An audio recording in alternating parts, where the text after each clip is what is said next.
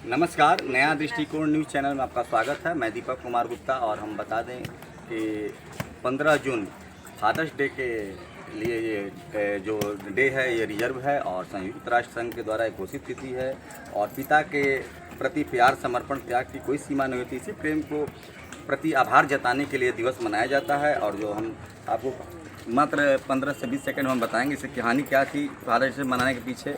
माँ बाप के प्रति प्रेम, समर्पण, त्याग, आदर, सम्मान दर्शाने यूँ ही सभी दिन होते हैं, लेकिन ये कुछ दिन ऐसे ये दिन बनाए गए हैं कि ताकि पेरेंट्स को स्पेशल फील कराया जा सके।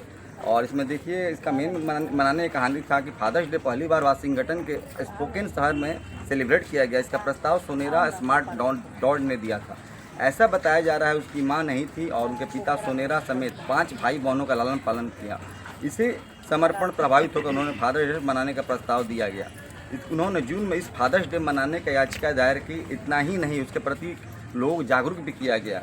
इसके बाद 9 जून 1910 को पहला बार फादर्स डे मनाया गया। राष्ट्रपति लिंडन जॉनसन ने 1966 में जून के तीसरे संडे को फादर्स डे में सेलिब्रेट करने का ऐलान किया। संयुक्त राज्य अमेरिका ने इसे मान्यता दी। 1972 से इसे अवकाश भी घोषित किया गया। यानी देखिए कितना बड़ा समर्पण रहा कि एक बेटी के द्वारा इसको आगे प्रस्तावित किया गया। हमारे साथ महिला थाना पचमंदिरा पार्क में ये प्रीति सराफ के द्वारा यहाँ पर देखिए जो स्पॉन्स से जुड़ी हुई हैं या योगा क्लासेस चलाती हैं। और हम कैमरामैन से बोलेंगे दिखाने के लिए कि यहाँ पर लिखा जाए तो प्रतिदिन लगभग 50, 60, 70 महिलाएं के आती हैं यहाँ पर और यहाँ पर योगा सिखाती हैं सभी को। अपना जो भी भजन कीर्तन है स्पॉन का वो लोग करते हैं। हम लोग सबसे पहले प्रीति सराफ मैडम से बात करेंगे कि फादर्स डे है मैडम, क्या कहना चाहेंगे अपने पिताजी के बारे में? जी, सबसे पहले तो मैं आपके चैनल को धन्यवाद देती हूँ कि जो दिन विलुप्त रहता है अक्सर बड़े बड़े लोग ही इसको सेलिब्रेट करते हैं। हम जैसे घरेलू महिलाओं के लिए आपने प्रोत्साहित किया और हमें बोला कि प्रीति मैम या प्रीति दीदी आप पितृ दिवस के अवसर पर अपनी महिलाओं से बोलिए कुछ बोलने को। उसके बाद से मैं पिता के बारे में तो शब्द नहीं है और मैं अपने माता पिता की पहली संतान थी। हम लोग 2 बहन और 3 भाई थे और मेरे पिता कभी मुझे बेटी नहीं समझे थे। लड़की होने का आभास नहीं दिलाया, जैसा कि अभी दीदी ने बताया, लड़की होने का आभास नहीं दिलाया था। इसके कारण मेरा एटीट्यूड, मेरा बॉडी लैंग्वेज, मेरा चाल ढाल भी थोड़ा लड़के वाला ही हो गया था, क्योंकि बेटा, पिंकी बेटा, प्रीति बेटा, यही संबोधन था उनका। और वो हमेशा सबसे कहते थे कि हमारी बेटी नहीं है, बेटा है। इस तरह से कहा कि उन्होंने मेरा मनोबल बढ़ाया। मैं सिवान की निवासी हूँ, मेरा मैके ससुराल दोनों यहीं पे है और मेरा मैके थोड़ा पिछड़े इलाके की तरह मैंने पिछड़े टाइप की जगह में है, मखदूम सराय। वहाँ पे ज़्यादा लड़कियों को फ्रीडम नहीं था। रीज़न ये था कि लड़कियों को जो फ्रीडम मिलता था उसका वो लोग गलत फ़ायदा उठाती थी। मैट्रिक मेरा 87 में हुआ आर्च कन्या से। पहले पढ़े थे हम, एक इंग्लिश मीडियम का स्कूल था, देश रत्न। उसके बाद से फिर मैट्रिक मेरा आर्च कन्या से हुआ। फिर आगे पढ़ने की इच्छा मेरी थी, लेकिन मखदूम सराय का माहौल नहीं था पढ़ाने वाला, क्योंकि वहाँ जो लड़की हाई स्कूल के लिए निकलती थी 1 महीने के बाद उनके बॉयफ्रेंड बन जाते थे, उनके पीछे पीछे 4-5 लड़के आते थे और कुछ दिनों के बाद सुनने में आता था कि चिट्ठी पत्री का काम शुरू हो गया। इस तरह से मेरे पिता बहुत डरे रहते थे कि मेरी बेटी भी कहीं इस तरह से गलत संगत में न पड़ जाए। लेकिन मेरी जिद थी कि हमको आगे पढ़ना है। मेरा ननिहाल पटना में है, पटना सिटी। तो उन्होंने एक रास्ता बताया कि अगर तुम पढ़ना चाहती हो तो पटना में तुमको जा कर के पढ़ना पड़ेगा। तो मुझे नानी के घर भेजा गया और मेरा फैमिली बैकग्राउंड सब वेल एजुकेटेड है। मेरी नानी वाइस प्रिंसिपल थी हाई स्कूल की, मेरे नाना एक्साइज इंस्पेक्टर थे और मेरे पापा खुद वकील थे, मेरे बड़े पापा प्रोफेसर थे। तो कहने का मतलब कि मेरे पापा कभी भी मुझे हताश नहीं किए, पटना भेज दिए।